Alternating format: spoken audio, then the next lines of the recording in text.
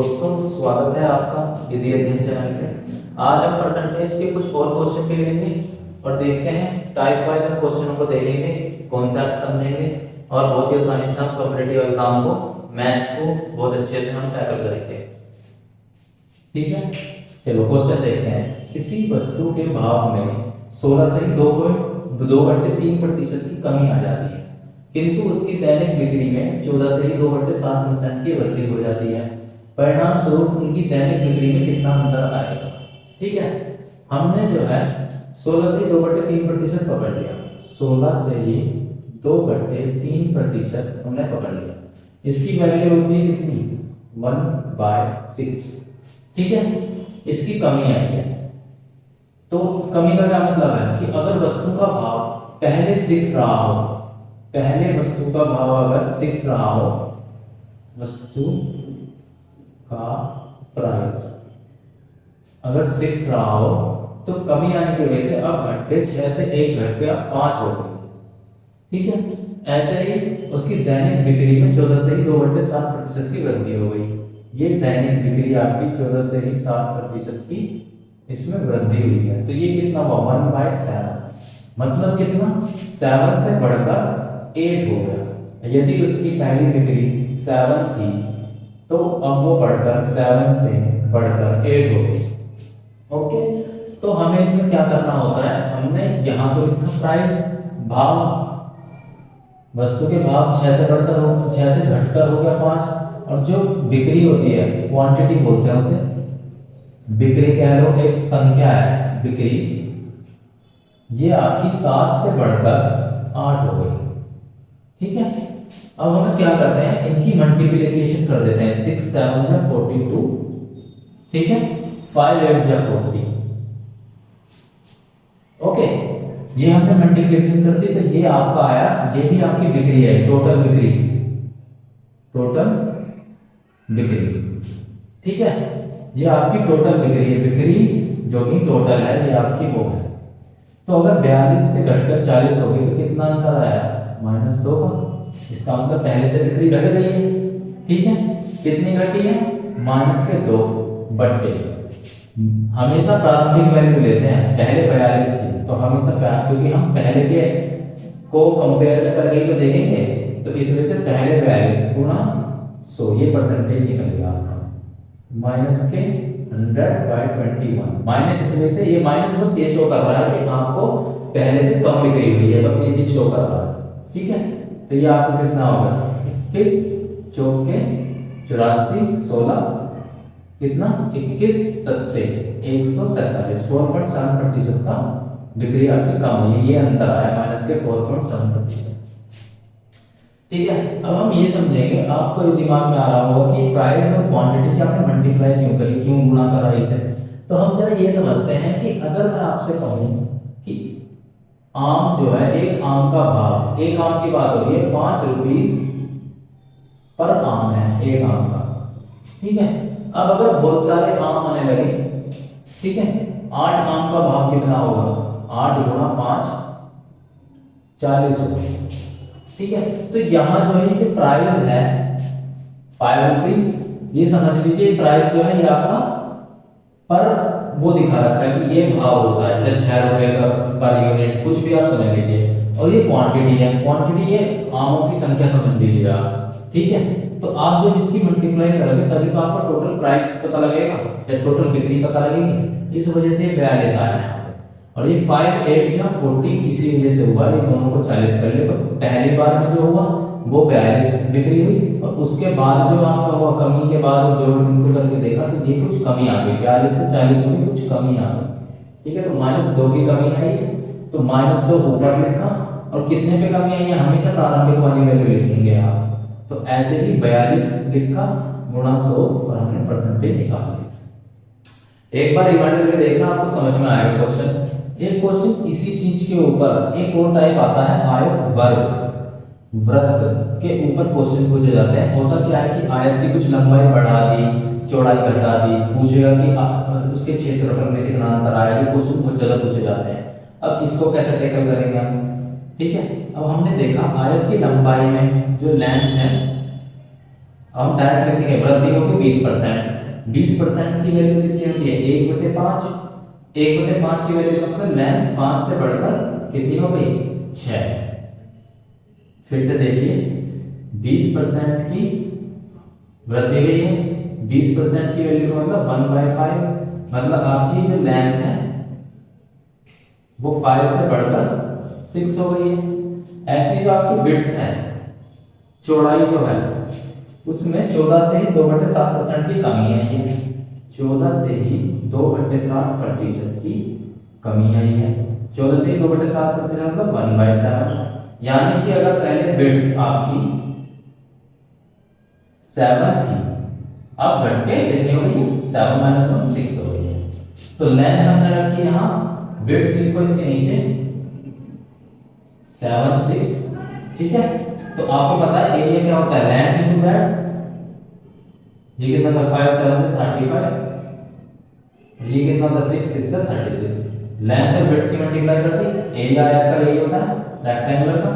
ठीक है, तो हमने यहाँ पे देखा कि +1 की वृद्धि हो रही है, मतलब पहले से एरिया बढ़ गया है। कितने प्रतिशत बढ़ गया है, सबसे पहले +1 लिखा है यहाँ पे, बटे में प्रारंभिक वैल्यू हमेशा लिखेंगे 35, ठीक है, इंटू 100।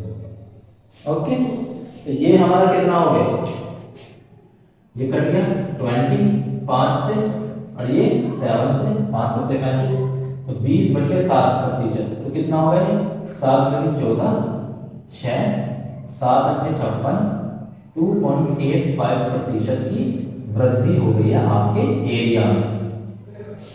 ये बात समझिए, ठीक है। ये दोनों एक तरीके से सेम ही क्वेश्चन है। प्राइस और क्वांटिटी, कहीं पर किसी वस्तु का भाव और बिक्री दे दी जाए तो वो आपस में मल्टीप्लाई का रिलेशन रखते हैं। कहीं पर लेंथ और विड्थ दिया जाए तो वो एरिया आपको पता है। अगर वर्ग दिया जाएगा तो आपको पता है वर्ग की सारी भुजाएं बराबर होती हैं, तो बराबर भुजाएं हैं तो एरिया वर्ग का क्या होता है, स्क्वायर का एरिया क्या होता है, भुजा का स्क्वायर होता है, उस साइड का स्क्वायर होता है। तो वहां क्या होगा, वहां अगर 5 से बढ़ के 6 हो रहा है तो 5 का स्क्वायर हो जाएगा 25 और 6 का स्क्वायर 36। ठीक है, वो क्वेश्चन चलो हम देखेंगे। पहले हम व्रत को देखते हैं। व्रत में आपको पता है कि बस एक त्रिज्या होती है, रेडियस होता है। त्रिज्या का अगर बढ़ रहा है तो त्रिज्या के एरिया में क्या अंतर आएगा, ये देखिए व्रत की त्रिज्या में 20% की वृद्धि की गई, तो क्षेत्रफल में कितने प्रतिशत की वृद्धि होगी। भाई सिंपल सी बात है, आपको पता है कि 20% की वृद्धि का मतलब कितना होता है 1/5। ओके, तो रेडियस आपका अगर पहला वाला 5 था तो दूसरा वाला रेडियस आपका कितना हो गया 5 + 1 = 6। ये आपका दूसरा रेडियस हो गया। ठीक है, अब हमको पता है कि A1 मानो कि पहले वृत्त का एरिया है और A2 दूसरे वृत्त का एरिया है। ठीक है, तो क्षेत्रफल आपको कितना हो जाएगा πr1² अनुपात πr2²। ठीक है, ये एरिया का अनुपात हो गया, उसमें क्षेत्रफल का अनुपात पूछा है, तो पाई से पाई तो कैंसिल हो जाएगा, सेम होता है। r1 की वैल्यू क्या है 5, तो 5 का स्क्वायर ये हो गया अनुपात 6 का स्क्वायर ये हो गया 25 अनुपात 36। तो आप देख सकते हैं कि पहले से एरिया कुछ बढ़ गया है। कितना बढ़ा है एरिया, हम देख सकते हैं प्लस का 11 बढ़ा है। ठीक है, 11 बढ़ा है। तो हम परसेंटेज प्रतिशत परिवर्तन कैसे निकालेंगे, कितने प्रतिशत निकला है 11। सबसे पहले ऊपर 11 लिखा, बट्टे में प्रारंभिक वैल्यू जो शुरुआत में वृत्त का एरिया था 25 × 100, कितना हो गया 44% की वृद्धि हुई है। वृद्धि, ये बात आप समझिए। ठीक है, बहुत आसान है, आपको ऐसा करने की जरूरत नहीं है। जब आप क्वेश्चन को लगाएंगे तो आराम से लगा देंगे। ठीक है, एक रेशो वाला फंडा है, रेशो वाला कॉन्सेप्ट है, जिससे आगे हम गांव की जनसंख्या वाले क्वेश्चन करेंगे। बहुत ज्यादा पूछे जाते हैं, बहुत फ्रीक्वेंसी के साथ पूछे जाते हैं कि फर्स्ट ईयर में आपके जो है इतने प्रतिशत की वृद्धि थी, सेकंड ईयर में इतने प्रतिशत की कमी हो गई, तो अंत में अगर आपको दे दिया इतना तो प्रारंभिक आप जनसंख्या बताइए, या प्रारंभिक की जनसंख्या दे दी तो 2 साल बाद की जनसंख्या बताइए। इस तरीके के क्वेश्चन को हम इस रेशो वाले कॉन्सेप्ट से करेंगे। कॉन्सेप्ट कुछ ऐसा है कि अगर ए अनुपात डी दिया है 4:6, कुछ भी दे दिया, बी अनुपात सी दे दिया, कुछ 9:8, सी अनुपात डी 5:9, बी अनुपात डी 6:8, है ना, दे दिया। तो ये जो ए अनुपात ई है, मतलब प्रारंभ की वैल्यू ए और अंतिम वैल्यू ई, इसकी जो वैल्यू होगी वो क्या होगी, इन चारों का आपस में गुणा 4 गुणा 9 गुणा 5 गुणा 6 अनुपात, और इस 6 8 9 8 इन चारों के आपस में गुणा 6 × 8 × 9 × 8।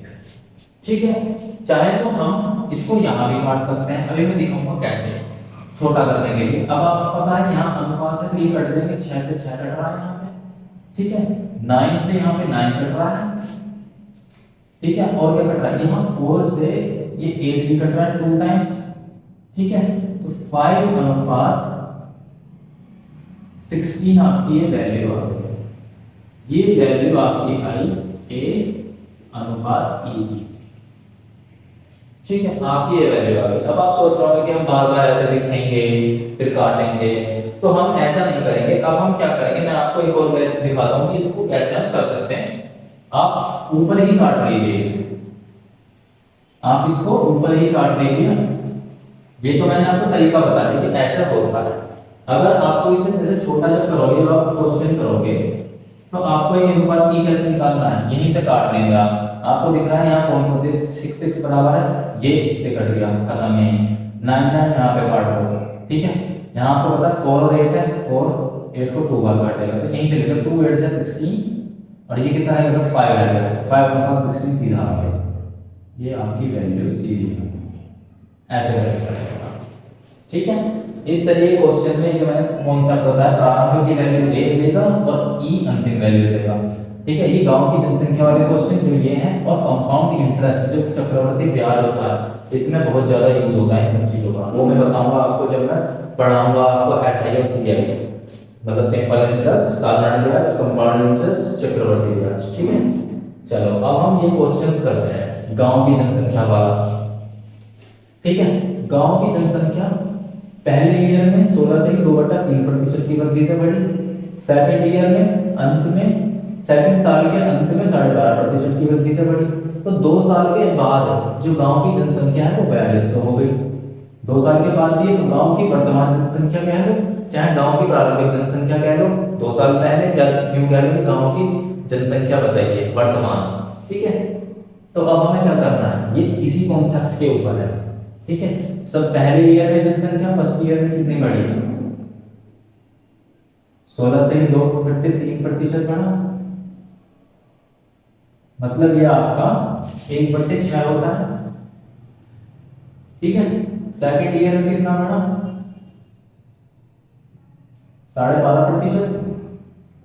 आपको पता है 12.5% की वृद्धि का मतलब 1/8। तो फर्स्ट ईयर में आपका कितना हो गया, 6 से बढ़कर 7 हो गया, जो हम करते हुए आए हैं, 6 से बढ़कर 7 हो गई वैल्यू। और सेकंड ईयर में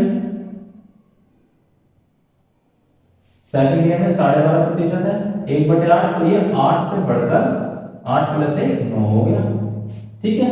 अब हमें अगर पहला मतलब प्रारंभ में और 2 साल बाद का निकालना है, तो हम इनकी मल्टीप्लाई कर देंगे और इनकी मल्टीप्लाई आपस में करेंगे। तो हम यही काट लेते हैं, यहाँ पे काटा था क्या है, 3 दूनी 6, 3 3 9, यहाँ पे 2 8 16, 2 8 16 और 7 3 21, ठीक है। तो आप देख लीजिए, आप ये है 21, ये आपके दे रहा है 2 साल बाद वाली वैल्यू, और ये जो वर्तमान वैल्यू थी ये वो दे रहा है, और ये देगा 2 साल बाद आपकी जो वैल्यू जनसंख्या की हो जाएगी, ये आपकी वर्तमान में जो जनसंख्या हो जाएगी। तो आपको दिया है जनसंख्या 2 साल बाद की कितनी, 4200, इसी की वैल्यू दी है 4200, ठीक है। हो गया, कितने गुने ज्यादा, 200 गुने ज्यादा। तो वर्तमान जनसंख्या जो 16 है, ये भी कितनी होगी, 200 गुने ज्यादा, कितनी हो गई, 3200। निकल गया, कुछ भी नहीं था, ठीक है। ऐसी सेम टू सेम 3 साल का है, घट भी सकती है जनसंख्या, जो भी है बढ़े घट भी सकती है, इसे देखते हैं, इसमें घटने वाला भी है, ठीक है। फर्स्ट ईयर में देखो क्या हुआ, फर्स्ट ईयर में 37.5 बढ़ गया, 37.5% का इंक्रीज हुआ। ठीक है, कितना हो गया 3/8 हो गया। सेकेंड ईयर में कितनी बढ़ी, 16 से ही 11 से ही 1/9% बढ़ी, 11 से ही 1/9% बढ़ी। ये कितना हो गया 1/9 हो गया। थर्ड ईयर में कितनी बढ़ी, थर्ड ईयर में बढ़ी नहीं, थर्ड ईयर में घटी, 16 से ही 2/3% घटी। ये कितना हो गया 1/6 की वैल्यू। ठीक है, अब हम देखते हैं कि जो फर्स्ट ईयर में वैल्यू 8 से बढ़कर कितनी हुई, फर्स्ट ईयर में 8 से बढ़कर 8 + 3 11 हो गई। सेकेंड ईयर में कितनी 9 से बढ़कर 9 + 1 10 हो गई। ठीक है, और थर्ड ईयर में कितनी 6 से घटकर, यहां माइनस से घटी है, 6 से घटकर 6 - 1 5 हो गई। ठीक है, वही चीज यही फंडा जो यहां समझा है, यही काट लो और प्रारंभ का और अंतिम वाला जो साल के अंत में संख्या होगी वो मिल जाएगी। ठीक है, यहाँ पे देखते हैं क्या 2 3 6 2 5 10। ठीक है, और कुछ कट रहा है इससे नहीं कट रहा, तो सीधा कर लो 8 9 72 और 72 3 कितने हो गए 216 अनुपात। ये क्या है 11 पंजे 55 और 55 पंजे 275। ठीक है, ये आपकी 3 साल बाद वाली वैल्यू यहां लिख देता हूं, 3 साल बाद जनसंख्या। ठीक है, और ये प्रारंभिक जनसंख्या या वर्तमान जनसंख्या, इसे ही कहते हैं वर्तमान जनसंख्या। ठीक है, कहता है ये वर्तमान जनसंख्या 21,600 है। खत्म क्वेश्चन। ये आपकी वर्तमान जनसंख्या 21,600 दी है। ठीक है, कितने गुना ज्यादा है 100 गुना ज्यादा। तो 3 साल बाद जो 275 दिया है, ये भी जनसंख्या कितनी होगी 100 गुना ज्यादा। कितना हो गया 27,500 आंसर। तो ये सब क्वेश्चन हमने कर लिए, आप देख सकते हैं। ठीक है, अब हम कुछ और टाइप्स की इसके लेके आएंगे। ठीक है, देखते हैं, अगर आपको समझ में आए तो प्लीज लाइक कीजिएगा।